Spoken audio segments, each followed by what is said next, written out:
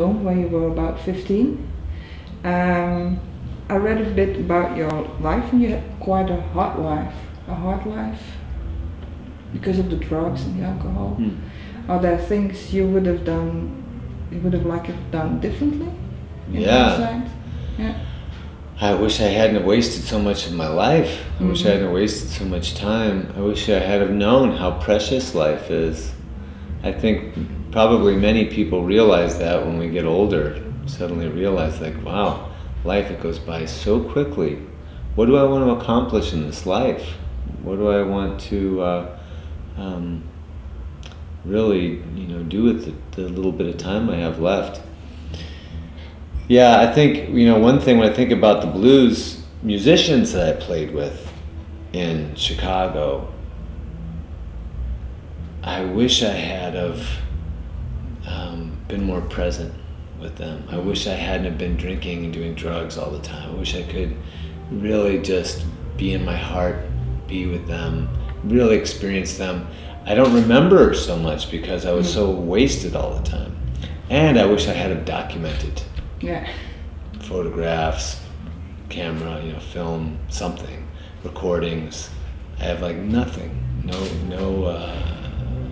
documentation of that time. Yeah. And that's a bit, you feel sorry about that. Yeah, I do. I feel sad about that. Yeah. But you're also really open about the fact that you did drugs and alcohol. How hard is it to stay clean, sober? Well, it's not hard to stay clean and sober. But there seems to be an imperative to keep opening.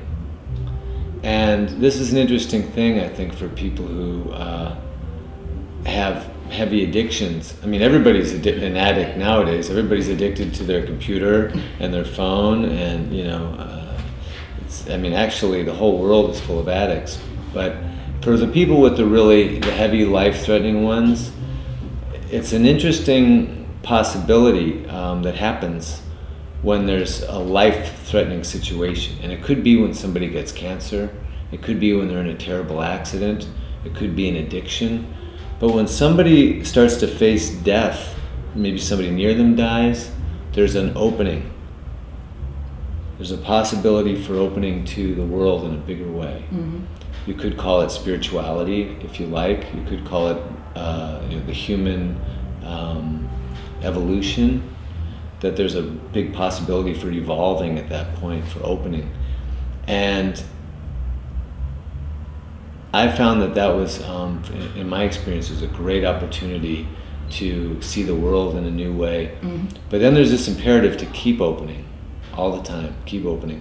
Lately, because I'm still an addict, I'm very much addicted to coffee, and I had to quit coffee recently because I'm too anxious all the time.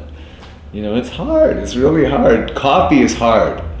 I don't drink coffee, so I wouldn't. Okay, but like drugs and alcohol, no problem now. But coffee, I smell the espresso, and I just think, oh God, just one shot of espresso.